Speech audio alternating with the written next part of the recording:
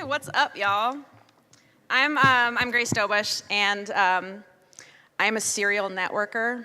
When I was little, I used to seriously walk up to strangers in the grocery store, specifically the Marks in Lakewood, like just down the road. And I would just start talking to them about whatever it is that 5-year-olds talk about. And my mom really wasn't stoked about that at the time. Sorry.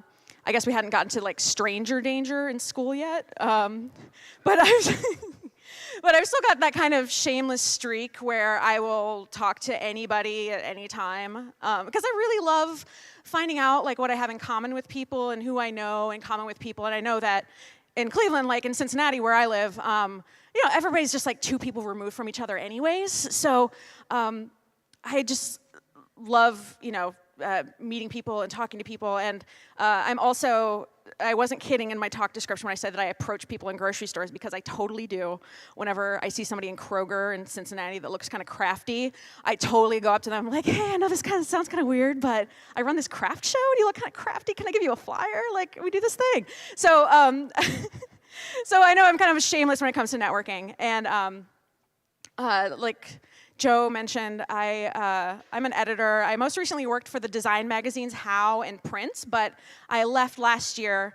I quit my editor job to go freelance, which has been awesome. And I'm doing a lot of writing, editing, content strategy, putting on events, and making stuff on my own. And I basically built my dream job, which is super awesome. But one of the challenges that comes with that is that you don't have that built-in social circle that you get from having a normal workplace.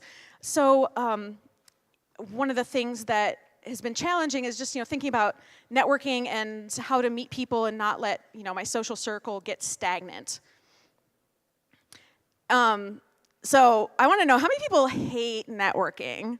Like, holler, yeah, it can really suck, and I know that, because it seems like this smarmy, shady thing where everyone's just using everybody else to get what they want. But I've figured out how to make networking not suck quite so bad. And there are 2 secrets to this. And I'm going to tell you a bunch of random stories that kind of illustrate these 2 secrets to better networking. And basically, you just have to interact with people like they're people, and you just have to give more than you get. The best things in life and in our work and careers come from the personal connections we have with other people, whether it's like brainstorming, kicking ideas off of other people. Those interpersonal relationships are the best thing that we have in life. And so, the best way to build up a network that helps everyone get ahead is just by being a nice person. So that's what I'm going to talk about today. And before I really get started, I have this little matchmaking game that we're going to play, and I have little pieces of paper that should be like going around. Cool, they're being disseminated. And there's a space for your name or your Twitter handle, and then a place to write something that you need. And I'm thinking like businessy. I mean, you could write something else if you wanted to. You never know. But write something down, pass it to, once you're done, like at the end of my talk, pass it up to the front, and I'll grab them, and I'm going to play matchmaker at the end of my session, which I think will be really fun. So networking, I know like a lot of people aren't really stoked about it, right? A friend of mine who was in the process of going freelance recently asked me about networking as a way to find work. And she was really interested in talking to another designer about her experiences, because she was in the same field as her, but she didn't want to step on any toes. She was really worried about approaching her in a way that wouldn't make this woman think that she was like trying to steal her gigs or invade her territory. And it reminded me of when I started freelancing. I had this idea that the best way to find gigs was by meeting other freelancers. They get gigs and I want gigs, so they can give me some of their gigs, right? Like, no. I realized pretty fast that other freelancers, aren't the people that can actually get you work. The people who control the budgets, the editors, project managers, publishers, business owners, those are the people that can give you work, and those are the people that you want to meet. So I told this girl, when you're networking with other freelancers, you just gotta act like a human, like they're people and you're people, and there's no need to freak out about it. We all have people that we'd like to be when we grow up, and Anne Friedman, if you're in the audience right now, that's you're who I want to be when I grow up. And if we happen to meet during this conference and become BFFs, that would be really cool, and I would promise to totally treat you like a normal person. I told my friend, who's just starting out, if you're desperate for work and you approach everybody as a conduit for finding work or getting jobs, networking is probably going to be awkward for you. But when you're doing it right, networking should feel like making a new friend, or at the very least, just interacting with a coworker that you like. And when you've shown that person you've met that you're cool, even if you're totally freaking out on the inside, they'll be much more likely down the road to share leads or introduce you to people and, help you out because you're cool and they're cool.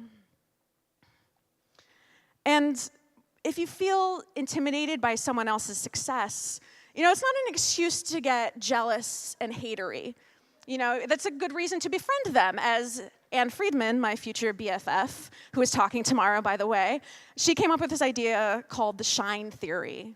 And she talked about it in terms of feminism for New York Magazine recently, but the concept is really universal. And so I'm paraphrasing here a little bit.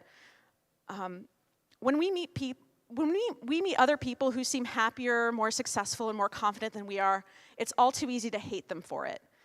When we hate on people we perceive to be more together than we are, we're really just expressing the negative feelings we have about our own careers, bodies, or relationships. When you meet someone who's intimidatingly witty, stylish, beautiful, and professionally accomplished, befriend them. Surrounding yourself with the best people doesn't make you look worse by comparison. It makes you better. So that's her jam, as illustrated by Beyonce and Kelly Rowland. When I shine, you shine. By associating ourselves with people we find awesome, we ourselves look awesome, and confidence is infectious. We can inspire each other, and that's the best type of people to surround yourself with. Another rookie mistake among freelancers is to think that you're in competition with every other freelancer out there who's doing something similar to what you do. But we're really all in this together. And when you realize this, it becomes much easier to network with people who do stuff like what you do. I can't count how many times I've sent an email to someone just asking to hang out, get coffee, get to know each other. Like, you're a freelancer, I'm a freelancer, let's get to let's hang out, talk shop, it's cool. Like, I'm totally normal, I promise. But there's a competitiveness in networking that really reminds me of this reality show trope. I'm sure you know it. Basically every competition-based reality TV show since the advent of reality television has included some chotch who's like, I'm not here to make friends, I'm here to win.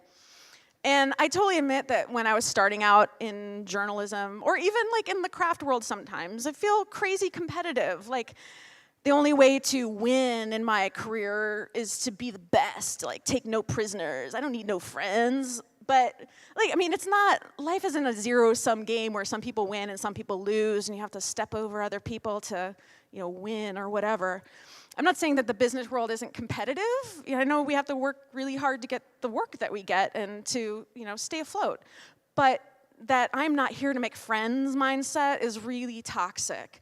And it's the exact opposite of what we should be doing. What we should be doing is being here to make friends. And this kick-ass t-shirt is from Chris Glass of Wire and Twine in Cincinnati. In more businessy terms, you need to network everywhere, anywhere, anytime, any place, with anybody. And it doesn't have to be limited to stuffy networking events or chance encounters. I'm actually a little bit of a hunter when it comes to meeting people or finding, figuring out who I need to meet to, work on some new project.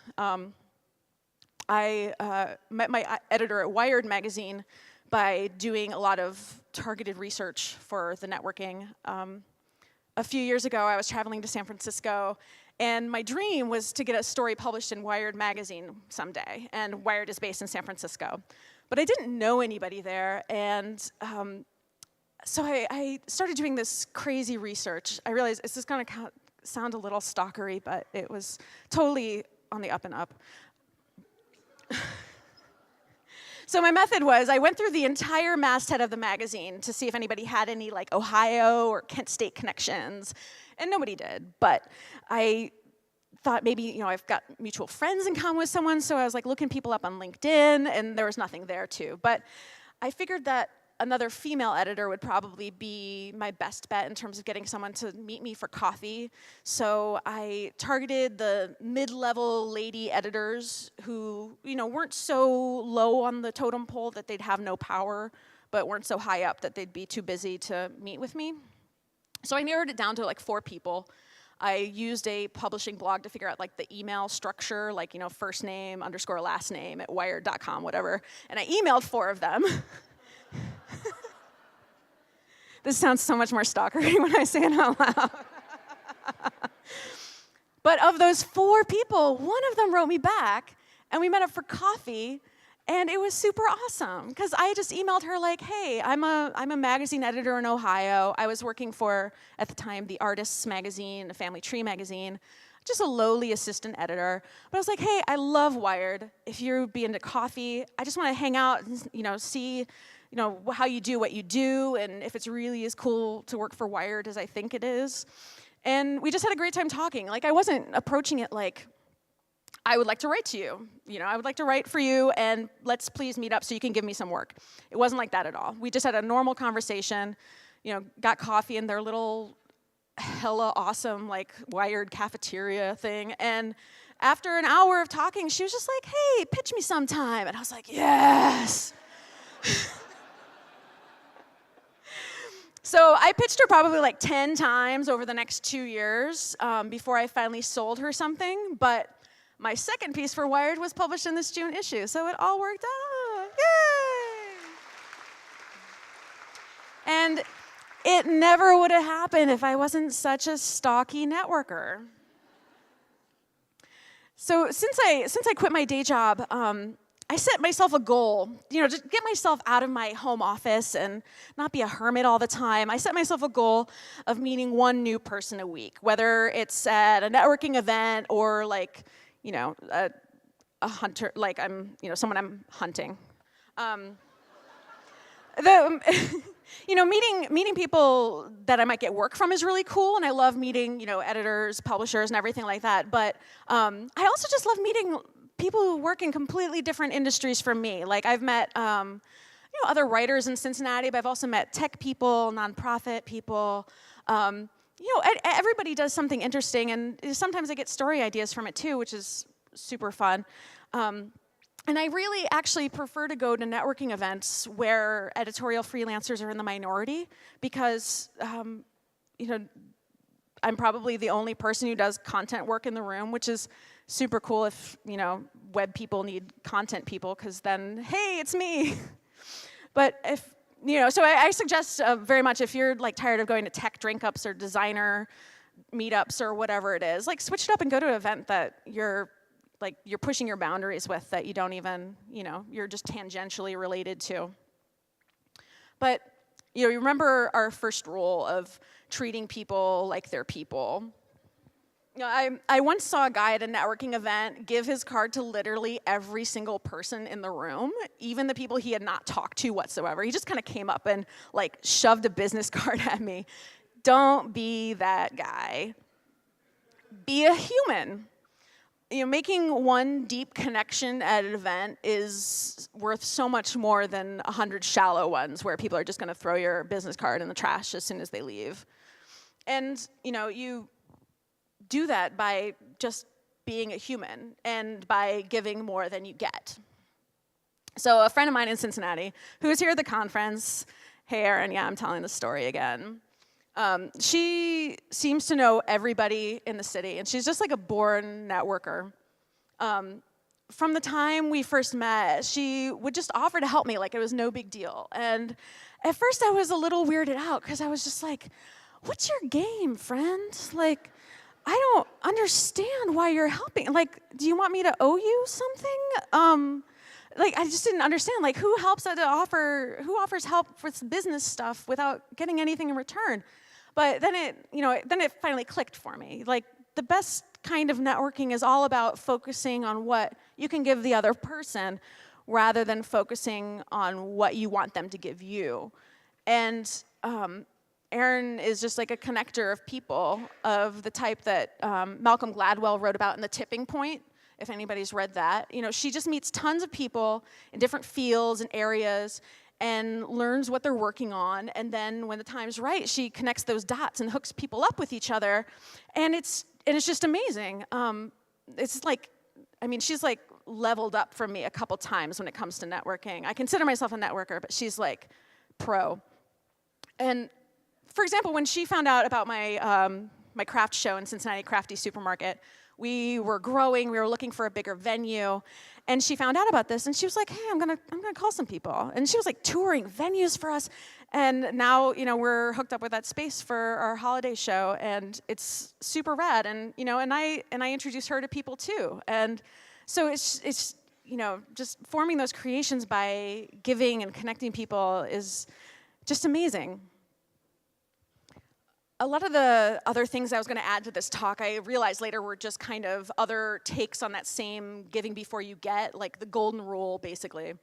Like being genuine in like being generous with your support for people and businesses that you like. And you know, building quality relationships isn't about giving and taking. It's really about giving and giving. When a person has a need and you're able to offer some type of assistance they never would have been able to find on their own, that person is going to be way more likely to return the favor without you ever asking for it. And by saying that networking is all about giving, I don't mean to imply that good networking is all about like divulging proprietary information to anyone who asks for it, or like giving out your personal contacts to just anybody. Like, I would probably have to be waterboarded to tell you who my editor at Wired is. Sorry, if you were going to ask. So when you get comfortable with networking and connecting with fellow creatives or potential clients, you know, what you walk away with might not be a job or a gig, but a recommendation of a book that you should read, or a blog to follow, or a referral to another person you should meet, or maybe you just get a new coffee buddy. And that person will be walking away with something similar too. And if you're nervous about networking, it's totally okay, it's totally understandable. And before my current I'll talk to anybody stage and after my childhood talk to anybody stage, I went through an awkward period where I got really, really nervous about talking to strangers or talking in front of a crowd. And I would just convince myself before I even started that, you know, they wouldn't want to talk to me, or, you know, it just freaked myself out to the point where I couldn't even have a conversation. And, you know, if you're dealing with that type of thing too, I suggest just trying to clear your mind and get rid of that negative thinking before you get into those situations. Because, you know, it's just kind of willing yourself to fail. Like you're imagining doom, so you're kind of willing that doom to happen. The more open to possibility you are, the more attractive you are to other people. And it's really amazing what happens when you just let yourself be in the moment with other people. There's a question you've probably heard of. What is the sound of one hand clapping? And I think that one hand clapping looks an awful lot like an outstretched hand that's someone's not meeting to shake. And networking simply does not exist if you're not truly engaging with the other person. You know, the sound of one man networking is the sound of that guy at a networking event giving his business cards to people who don't even know his name. And I just have one more bonus tip here, and that's to just say yes. Goodbye on that note, and thank you for listening.